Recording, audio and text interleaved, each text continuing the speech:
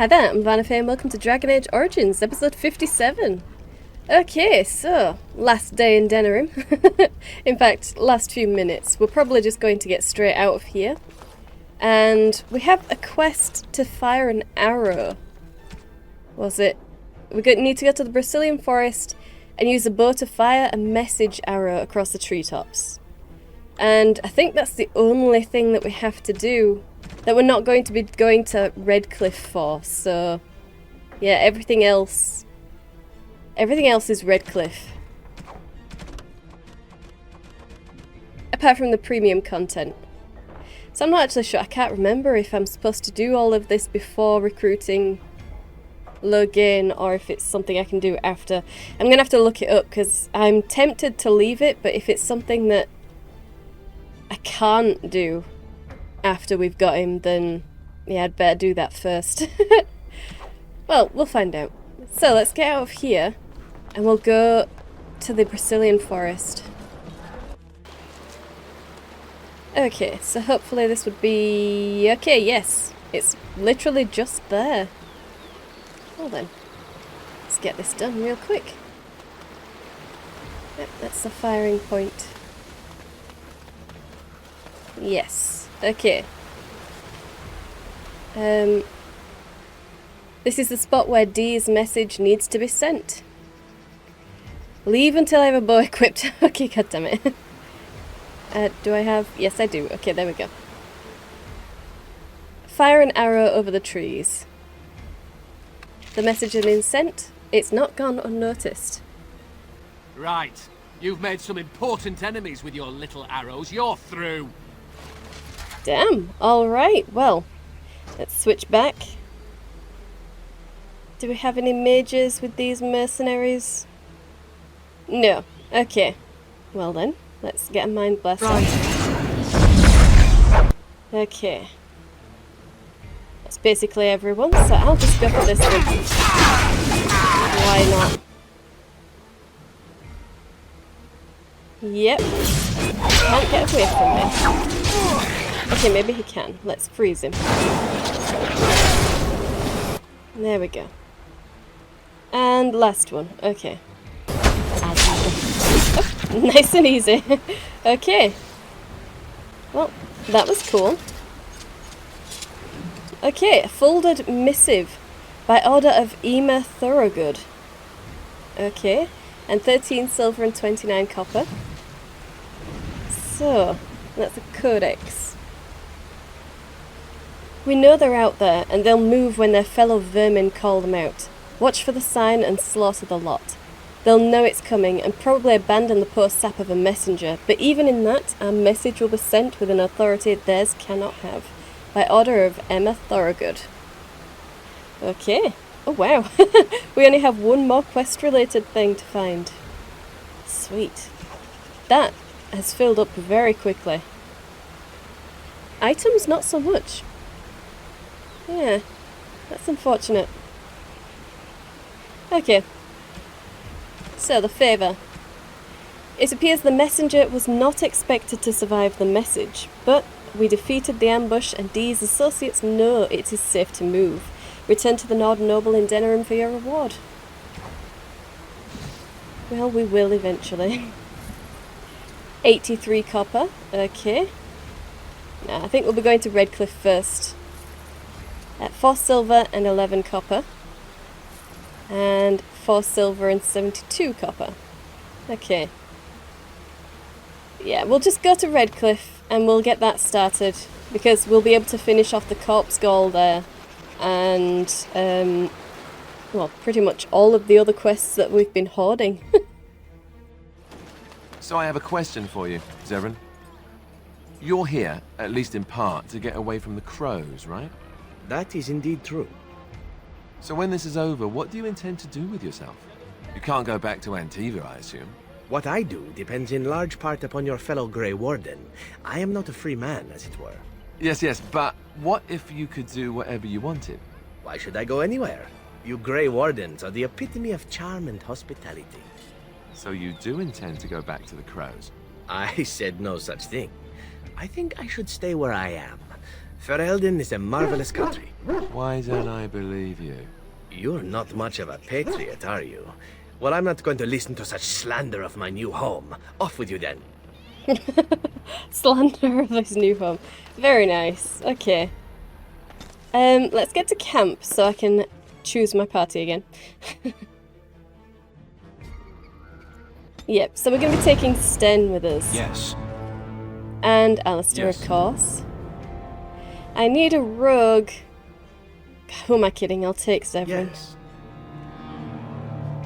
Yep, I think that's good enough. Those two have quests here. And Severin, because why not? Okay, time to get to Redcliffe.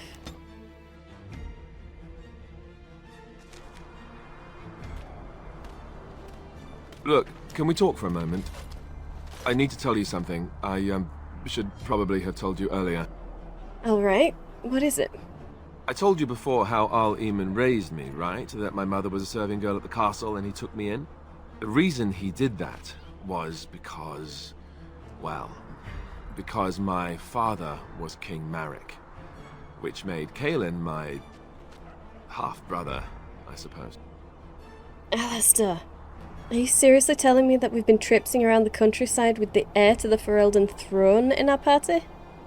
Maker's breath, I hope not. I don't think so.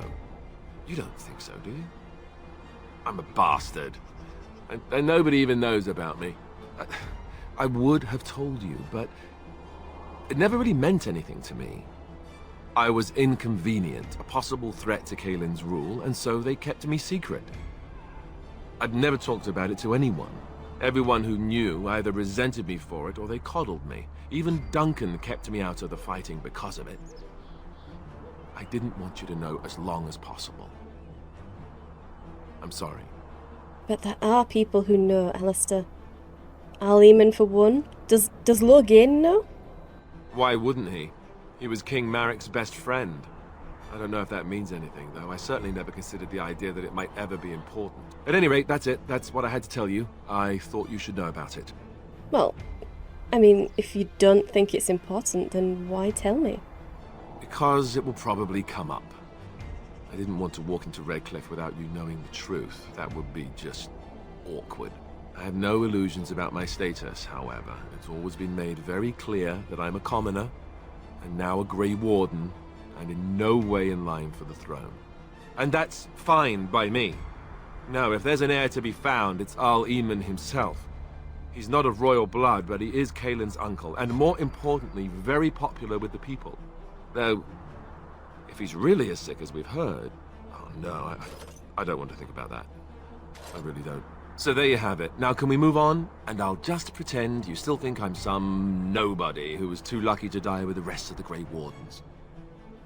Yeah, you're right. Nobody tends to someone they've repeatedly kicked in the face unless things are really desperate. And they have a queen, don't they? That's basically the same thing as a king, right? Honestly, as far as Ferelden's concerned, we're both nobody. See? I knew you could do it. It's easy, isn't it?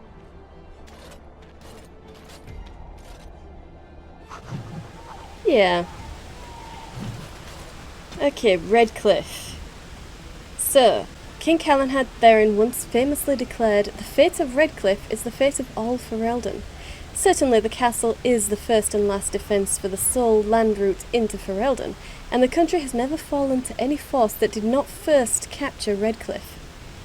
The castle, which despite being 3 times captured, is popularly described as unassailable, also guards one of the largest and most prosperous towns in Ferelden.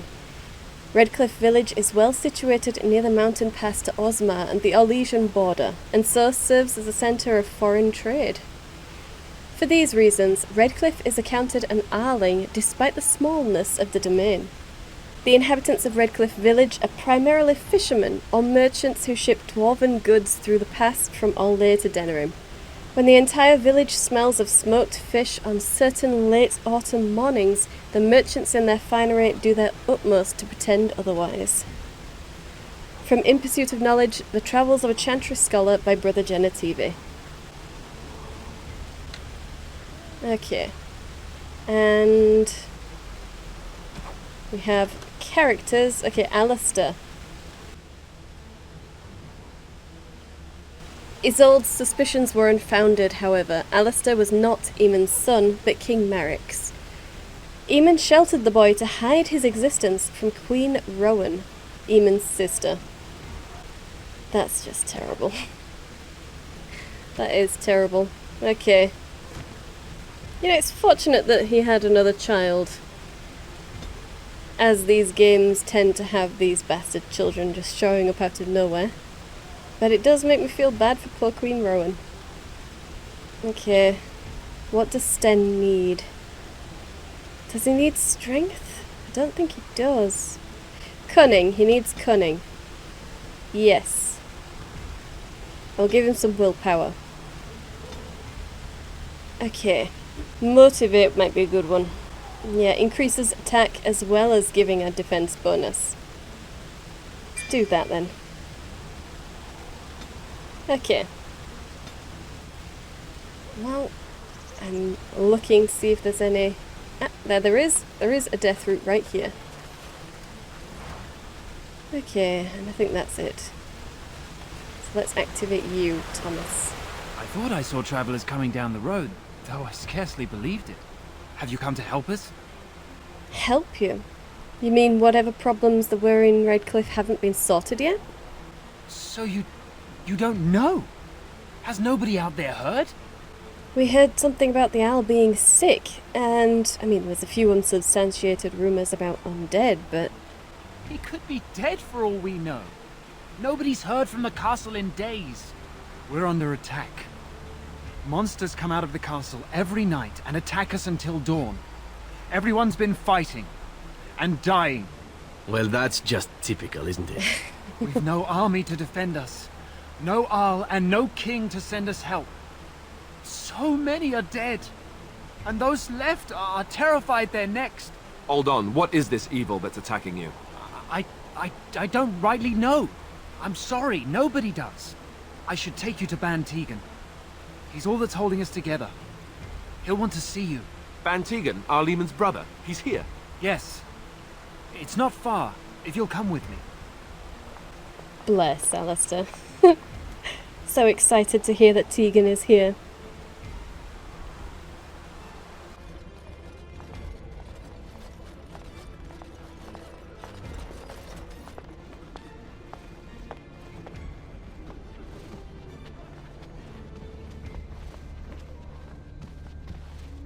It's Thomas, yes? And who are these people with you? They are obviously not simple travelers. No, my lord. They just arrived, and I thought you would want to see them. Well done, Thomas. Greetings, friends. My name is Tegan, Ban of Rainersphere, brother to the Arl. I remember you, Ban Tegan, though the last time we met, I was a lot younger and covered in mud. Covered in mud? Alistair? It is you, isn't it? You're alive! This is wonderful news! Still alive, yes. Though not for long if Tern Loghain has anything to say about it. Indeed. Loghain would have us believe all Grey Wardens died along with my nephew, amongst other things. Well, it's good to hear not everybody believes in Loghain's lies. What, that he pulled his men in order to save them?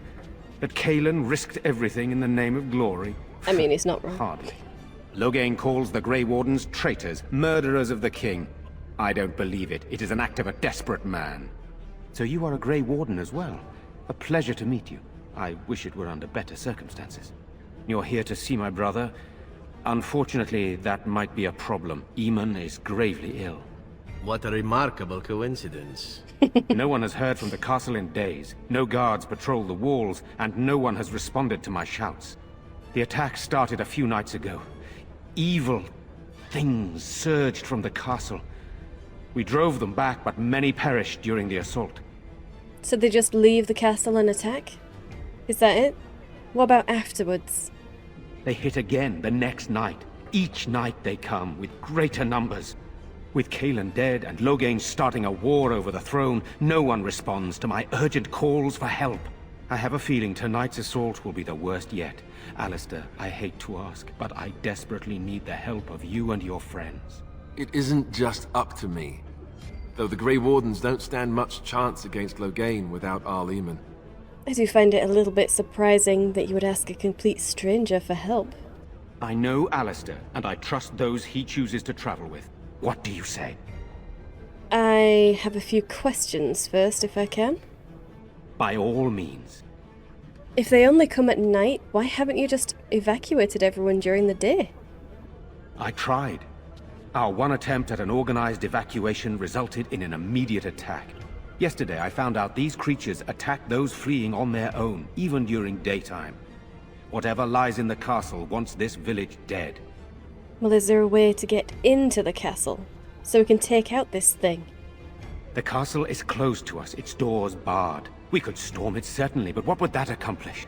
Our numbers are too few. We cannot throw men at the castle walls when they are needed to protect the village. And you think the assault tonight is going to be the worst?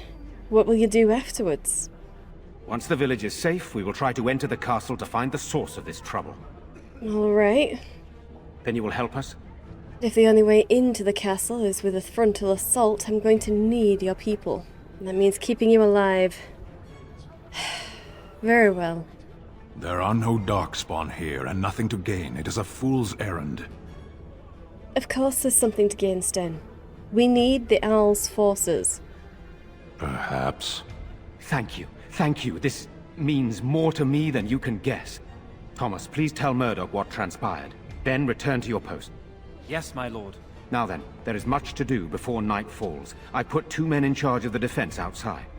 Murdoch, the village mayor, is outside the chantry. Sir Perth, one of Eamon's knights, is just up the cliff at the windmill, watching the castle. You may discuss with them the preparations for the coming battle. I'd like to hear your estimation of the situation first. Of course. These knights of Arl Eamon's, why haven't they attempted to get to the castle? I have those few who returned from their quest. You know of this, yes? The sacred urn of Andraste or something. Yes, I've heard of it. Yes, I question Isolde's decision to send so many knights in search of this relic. But I am a practical man, whereas she is a woman of great faith. Sir Perth was one of the knights sent on this quest. Perhaps you should speak to him if you wish to learn more. If you're helping to oversee preparations, why are you in the chantry? Why aren't you out there helping? Sir Perth insists. He wants me to be with the villagers, so everyone he needs to protect is in one place. I don't mind, to be honest. The point of all this is to protect the villagers, and I can do that best here. This is the last line of defense, should things go amiss. Should things go amiss? Should the monsters find their way in. I would prefer not to fight in the chantry, but if they come, then so must it be. We could bring some men in to stand beside me, but I'd rather keep the monsters away from the villagers if possible. And these monsters, what exactly are they? I do not know. They seem to be walking corpses, men with rotting flesh that continue to attack even with the gravest injuries. All I know is these things don't fall easily. You hack them to pieces and still they come. Alright, well, I'd better have a look around your village. Very well. Luck be with you, my friend. Oh, we're friends. That's nice.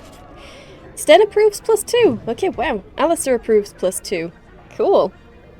Codex updated. Ugh, he's old. Okay. For the one who delivers the sacred ashes of Our Lady will have the esteem of Redcliffe, and all the riches it is in my power to grant. The Arling of Redcliffe was a source of constant trouble for Emperor Reveal during the occupation.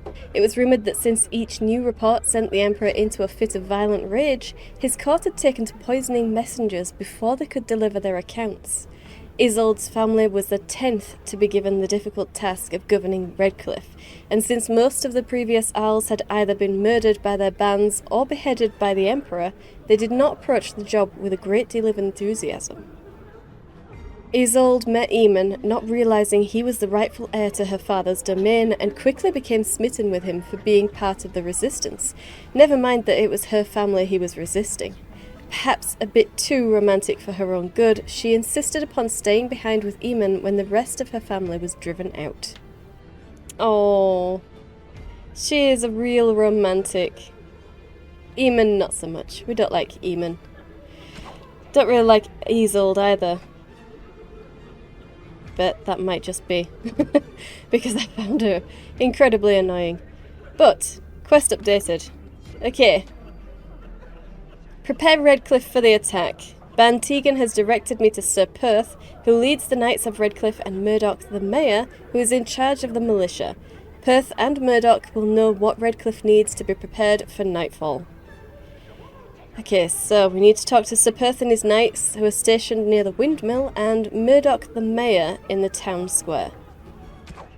Which we absolutely will do. Okay, the Earl of Redcliffe. Alistair thinks that you should seek the help of Earl Eamon Redcliffe, a highly respected noble who has a great deal of influence in the Landsmeet.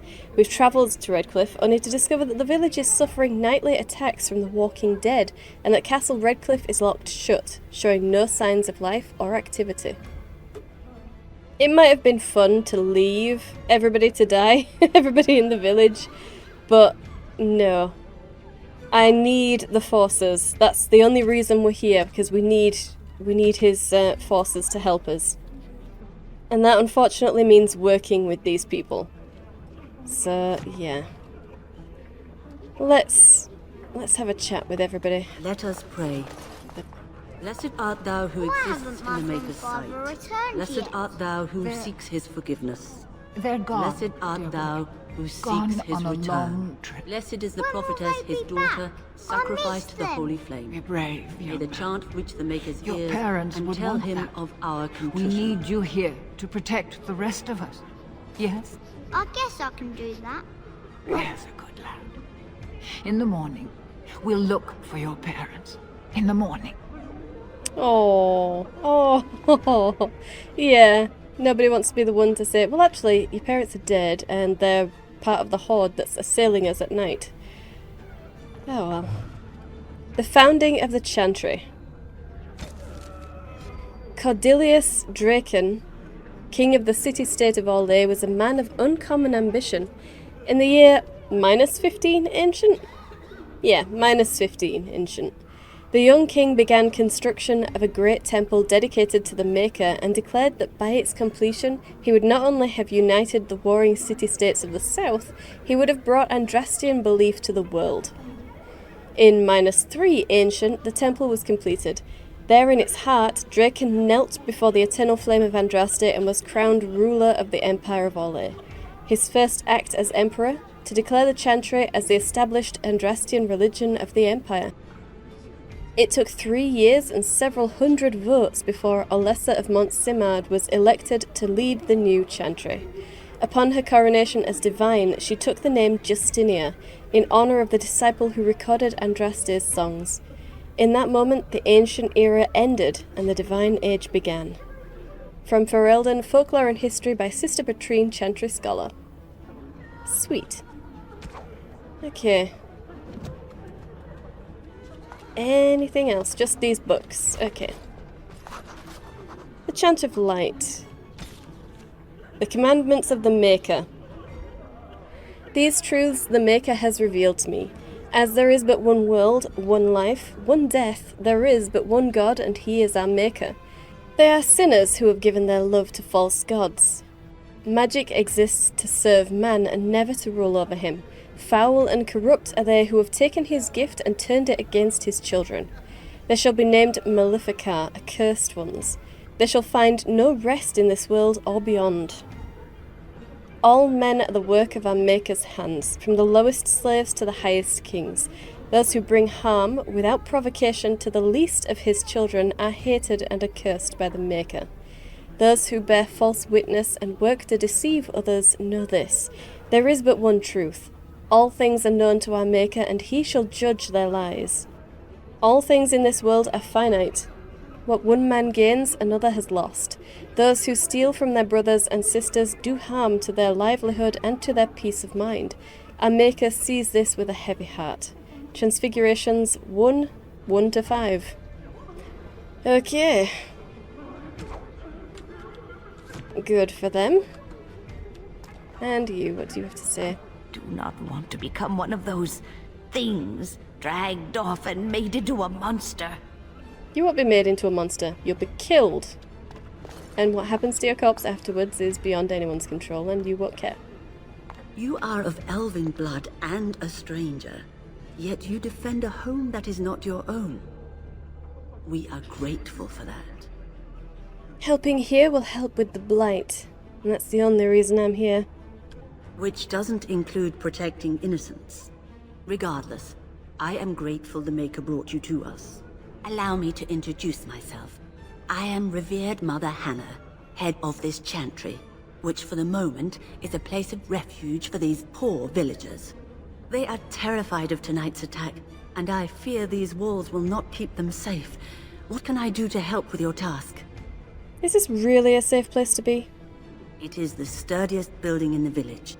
The women, elderly, and children will stay here during the battle, while the militia and knights protect them. They set up a barricade outside the chantry to keep monsters from getting inside.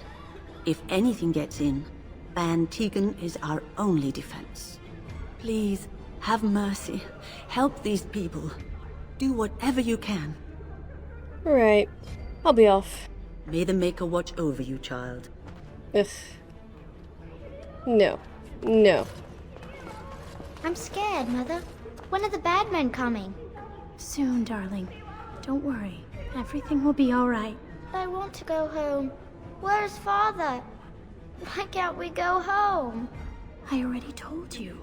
Father is outside defending the village from the bad men. We must stay here and be brave. Can you do that? I guess so. I'm scared. What will we do? Night approaches and our men are outside ready to die for us. Be grateful. Pick up a weapon and help. I don't know. Right. Demonic possession. Okay. Why do demons seek to possess the living? History claims they're malevolent spirits, the first children of the Maker. Have I already read this? I'm pretty sure I've read this one.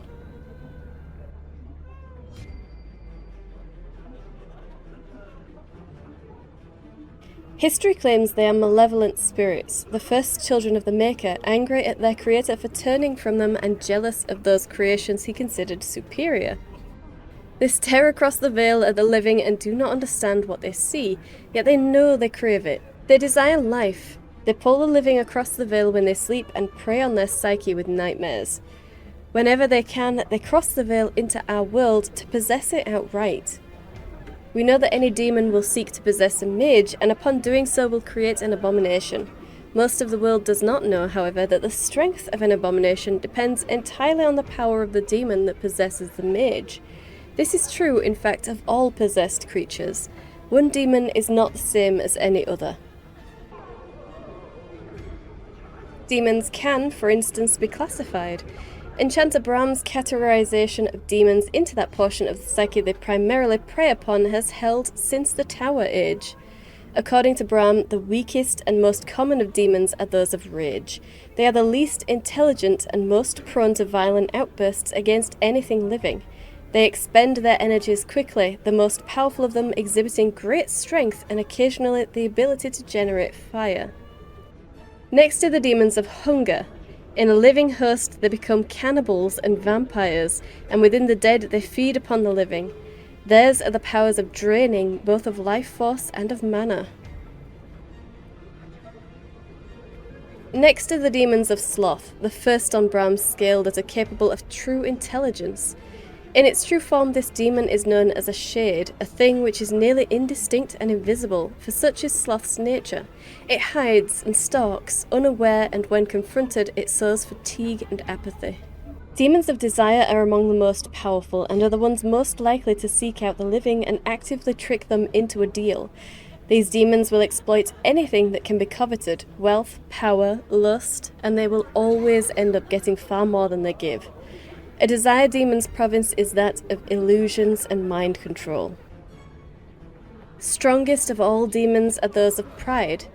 These are the most feared creatures to loose upon the world. Masters of magic and in possession of vast intellect, they are the true schemers. It is they who seek most strongly to possess mages and will bring other demons across the veil in numbers to achieve their own ends. Although what that might be has never been discovered. A greater pride demon brought across the veil would threaten the entire world. Foreshadowing.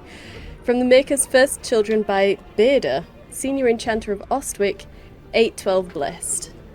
Okay. Very nice, very nice. Okay, so there's Jetta and Irenia. So you're a Blackstone Irregulars one, and that's the lockbox one. Yeah, okay, let's just do you first. Yes? I'm delivering a letter to you from the Blackstone Irregulars. All right. Let me take a look. I feared this day would come. Yeah, okay. Quest updated. I've delivered the condolences. Return to the Blackstone Irregulars for my reward. I will, eventually. Eventually. Okay, and Jetta. You're a Grey Warden, right? Were you in Ostagar? In the Korkari Wilds? My husband and son went there to bring the chant of light to the chastened. But I haven't heard from them since. Oh. You must be Jetta. I am. You've heard of me? I have... Here. This is from your husband. Oh? Oh, his lockbox. If you're bringing me this... Oh no. I'm sorry. Thank you so much for bringing this to me. It means a lot too. Maker's blessings upon you. Yeah, okay. And we didn't open that, so it should be all good for her. Okay, we delivered the lockbox to Jetta, as was Rigby's final wish. And it only took a really long time for us to get here. But we did it. We did do it eventually. Okay. Well, awesome. So, poor woman. Poor woman. She's lost a lot. And technically we only gave her that lockbox and told her that her husband was dead. There was the option to say your husband and son are dead, but I wanted to make sure I gave her the lockbox, so I guess we're just assuming that she knows that the son is dead too. Alright, let's have a look at this. Thedas' calendar. Okay. For most good folk, the details of our calendar have little purpose. It's useful only for telling them when the Summer Day Festival will be held, when the snows are expected to begin, and when the harvest must be completed. The naming of the years are a matter for historians and tacksmen, and few, if pressed, can even tell you the reason that our current age is named after dragons. It is 930 Dragon Age, the 30th year of the 9th age since the crowning of the Chantry's first divine. Each age is exactly 100 years, with the next age's name chosen in the 99th of the year. The scholars in Valroyo advise the Chantry of portents seen in that 99th year, and Chantry authorities pore over the research for months before the divine announces the name of the imminent age. The name is said to be an omen of what is to come, of what the people of Thedas will face for the next 100 years. The current age was not meant to be the Dragon Age. Throughout the last months of the Blessed Age, the Chantry was preparing to declare the Sun Age, named for the symbol of the Orlesian Empire, which at that time sprawled over much of the south of Thedas and controlled both Ferelden and what is now Navarra. It was to be a celebration of Orlesian imperial glory. But as the rebellion in Ferelden reached a head and the Battle of River Dane was about to begin, a peculiar event occurred. A rampage, the rising of a dreaded high dragon. Dragons had been thought practically extinct since the days of the Navaran dragon hunts, and they say that to see this great beast rise from the frostbacks was both majestic and terrifying. As the rampage began and the high dragon decimated the countryside in its search for food, the elderly divine Faustine II abruptly declared the Dragon Age. Some say the divine was declaring support from Alde in the battle against Ferelden, since the dragon is an element of the Dufael family heraldry of King Megran, the so-called usurper king of Ferelden. Be that as it may, the High Dragon's rampage turned towards the Orlesian side of the Frostpack Mountains, killing hundreds and sending thousands more fleeing to the northern coast. The Ferelden rebels won the Battle of River Dane, ultimately securing their independence. Many thus think that the Dragon Age will come to represent a time of violent and dramatic change for all of Thedas. It remains to be seen. From the Studious Theologian by Brother Genitive, Chantry Scholar, 925 Dragon. Cool, okay.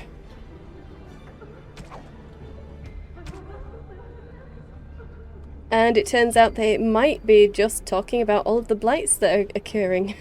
Or going to occur. Yep, just lots and lots of blights. Okay. I'm so scared, Father. What are we going to do? Silence, girl. Do you want the children to hear you? But night is coming. The monsters will return and we sit here and wait for them. We have no choice. We must pray and hope for the Maker's compassion. I just hope everything will be all right. So many have already died. The Maker will judge us by how we meet our deaths. We must be brave and sing the chant of light with Mother Hannah. Right. The Blight comes again, and Ferelden is doomed. What are we to do? I don't know. Okay, let's talk with Caitlin. Sorry, am I bothering you? I'll try to be more quiet. No. Why would you be bothering me? I shouldn't be such a crybaby. With Mother gone now, I have to be brave. I can't help myself. I'm so frightened. Those things dragged my mother away. I don't know what happened to her, but I hear her screaming all the time. Everywhere. And now my brother Bevan, he ran off. I don't know where he is. I'm so scared they got him too. He ran off? What were you doing in here? Why haven't you gone looking for him? I went to our house. It's by the square. He wasn't there. I searched the rest of the village too. I called and I called, but he never answered. I wonder if he ran off into the woods. I'm so worried. Without me, he has nobody. Well, why did he run off in the first place? He said something about saving Mother. He's just a little boy. He doesn't understand she's gone. I hope he didn't try to go to the castle. Oh, that would be awful. Yes, it would. That's a terrible understatement, hon. If you're all he has, then you need to be strong for him. I understand, I do. I'm just so afraid for him. Humans. Ugh. Gosh. Okay, quest updated. Caitlin, a young woman who lives in Redcliffe, is afraid for her brother Bevan. Their mother was dragged off by creatures from the castle and now Bevan has run off. Caitlin doesn't know where he is and she's failed to find him. Okay. Ugh. Honestly. Alright. Nothing around here. Is this where humans keep all their wisdom? Your behavior makes much more sense to me now. Whose behaviour? I hope you're talking about Alistair there, because I'm not human. You know, we don't have the men we need. And their numbers just keep growing each night. Well, sure, they take the dead and they, you know... I don't want to think about that. I guess this might be the last night after all. The king isn't coming. Nobody is. Well, it's kind of dead, so... what can we do? Leave? Try to get out of the village? And abandon everyone? No, we fight. We've no other choice. I mean... yeah. Why hasn't anyone come to help us? There should be soldiers here. We're not soldiers. The soldiers are dead, hun. I suppose it's a bit too much to ask for them to know the news. We can't afford to turn any help away. I can't believe Dwyn won't lift a finger to help us. This is his home too. Dwyn? Really? Dwyn? Okay. That's something that we need to hear about for Sten. Good. Hope you know what you're doing. I actually do, Still no yeah. sign of them coming back from the castle, Murdoch. Tell them to maintain watch. I don't want a surprise attack before the sun goes down. Yes, sir. What should we do until then? Pray, and hope for a miracle. Yeah. Okay, let's talk with Murdoch. So you're the Grey Warden, are you? I didn't think they made women Grey Wardens. Race and gender don't matter to Grey Wardens. Ability to kill darkspawn does. If you hadn't noticed, there aren't darkspawn around these parts. Not yet, anyway. We aren't gonna turn aside anyone who wants to help, though. Don't take me for being an ingrate or nothing. That's good. The survival rate of ingrates is remarkably low, so I hear. Name's Murdoch, mayor of what's left of the village, providing we aren't all killed and hauled off to the castle tonight. Right. Well, I'm Laurel of the Grey Wardens. Fair enough. What can I do for you? You can tell me how I can help.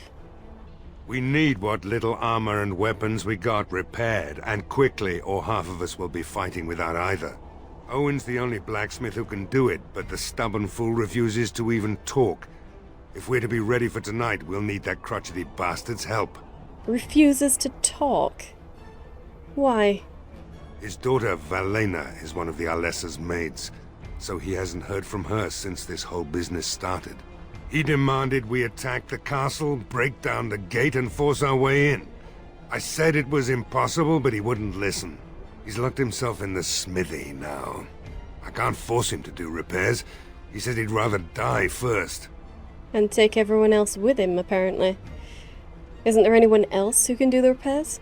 Not by nightfall, and not well enough that I'd be happy to test it in combat. If there were others, don't you think I'd ask them? Well, considering how shoddy this operation seems to be, I wouldn't know. Look, is there anything else you need? We could use some extra bodies. Having a veteran like Dwin in the militia would help a lot, but he flat out refuses. Who's Dwin? He's a trader, a dwarf. Lives near the lake. Locked himself up in his home with some of his workers, he has. Says he doesn't need any of us. We could use somebody with his fighting experience, but he won't come out. Okay. Well, can I ask you something? Shouldn't you be trying to reason with Owen? I just wanted to ask some questions. Oh? Ask away. Why have you been stationed here? We're the last defenders of them folks in the Chantry. The women, elderly, and the children. They're the ones we need to protect. The weak must learn to protect themselves. Right, those helpless bastards. How dare they? No Kunari would ever cower helplessly, not woman nor elder nor child. They would fight for their survival with tooth and nail. Well, we're not Kunari. I'm not asking those folk to fight monsters. No matter what happens, we can't let them evil things in there. If they die, the village is done. Right. Well, we need some supplies. Where can we find them? If you want weapons and such, you'd go to the blacksmith, but there isn't much left there. Is nobody buying and selling? I thought you said you had a merchant here. Commerce isn't exactly our biggest concern right now, but you might want to speak to Lloyd at the tavern. I wouldn't trust him, though. Well, what can you tell me about what's already happened? Don't rightly know. We heard the Arl was sick and getting worse, but after a while we heard nothing at all. A few folks went up to the castle to see what was going on. They couldn't get in. Nobody was there, not a soul. And then those horrid creatures attacked the village. They were everywhere, people dying. It was awful. Good thing Ban Tegan was here. So, you don't really know anything about Al Eamon's illness, then? No. I know the Alessa sent the knights out for a cure. You can ask Sir Berth about it. He was one of them. Right. Well, I'll leave you to it. Right. Let's hope we see morning. Okay, Sten disapproves -3. Yeah, he's not going to be happy with this. I was really tempted to leave, but since I've left it so late, there's nowhere I could actually go. At least, not without starting one of the premium content things, so yeah, there's no reason to leave. I guess staying and helping, even just to get Eamon's forces to help us with the Blight, is more important than my Dalish pride. Leaving everybody to die just because they're human and ignorant and... yeah. So, next time we'll be checking out Redcliffe Village. So I hope you enjoyed this. If you did, hit the like button. I upload 5 videos a week, so subscribe and you'll be notified when those go live. Hit the bell to update your notifications. Thank you for watching, and I'll see you in the next one.